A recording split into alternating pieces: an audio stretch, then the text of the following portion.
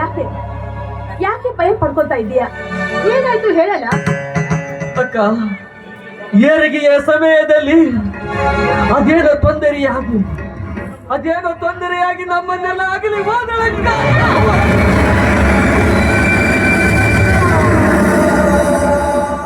ಏನು? ನಿರ್ಮಲ ನಮ್ಮನ್ನು ಆಗಲಿ ಹೋದಳು? ಅಯ್ಯೋ ವಿಧಿ, ನಾವೇನು ತಪ್ಪು ಮಾಡಿದೀವಂತ ನಮ್ಗೆ ಈ ರೀತಿ ಶಿಕ್ಷೆ ಕೊಟ್ಟು ಚಿತ್ರ ಹಿಂಸೆ ಕೊಡ್ತಾ ಇದೀಯಾ? ನಾವು ಬದುಕಲೇಬಾರದು ಅಂತ ನಿನ್ನ ತೀರ್ಮಾನವಾಗಿದ್ರೆ ಎಲ್ಲರನ್ನು ಒಟ್ಟಿಗೆ ಸಾಯಿಸಿ ನಿನ್ನ ಮನಸ್ಸಿಗೆ ಸಮಾಧಾನ ಮಾಡಿಕೋ. ಸಮಾಧಾನ ಮಾಡಿಕೋ ಅಕ್ಕ, ಸಮಾಧಾನ ಮಾಡಿಕೋ.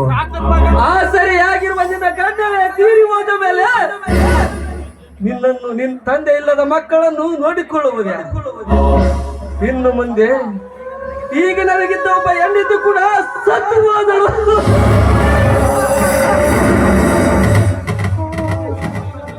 ಇನ್ನು ಮುಂದೆ ನಿನ್ನನ್ನು ನಿನ್ನ ಮಕ್ಕಳನ್ನು ನೋಡಿಕೊಂಡು ಹೋಗುವ ಭಾರ ನನ್ನದಕ್ಕ.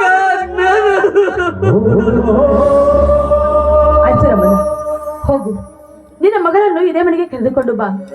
ನಾವೆಲ್ಲರೂ ಒಟ್ಟಿಗೆ ಸೇರಿ ಇದೇ ಮನೆಯಲ್ಲಿ ಸಂತೋಷವಾಗಿರೋಣ. ಹೋಗಪ್ಪ, ಹೋಗಿ ಕರೆದುಕೊಂಡು ಬಾ. ಆಯ್ತಕ್ಕ, ಹೋಗಿ ಬರುತ್ತೇನೆ.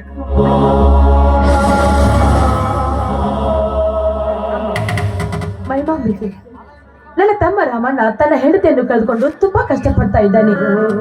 ಅವನಿಗೆ ಆತ್ಮಸ್ಥೈರ್ಯ ಬರುವಂತೆ ಸದಾಕಾಲ ಅವನಿಗೆ ಆಶೀರ್ವದಿಸಮ್ಮ. ಯಾವುದೇ ರೀತಿ ಅವನಿಗೆ ನೊಂದುಕೊಳ್ಳದಂತೆ ಅವನನ್ನು ಚೆನ್ನಾಗಿ ನೋಡ್ಕೊಳ್ಳುವ ಭಾರ ನಿನ್ನಲ್ಲಿ ಕೂಡಲೇ ತಾಯಿ, ನಿನ್ನಲ್ಲಿ ಕೂಡಲೇ.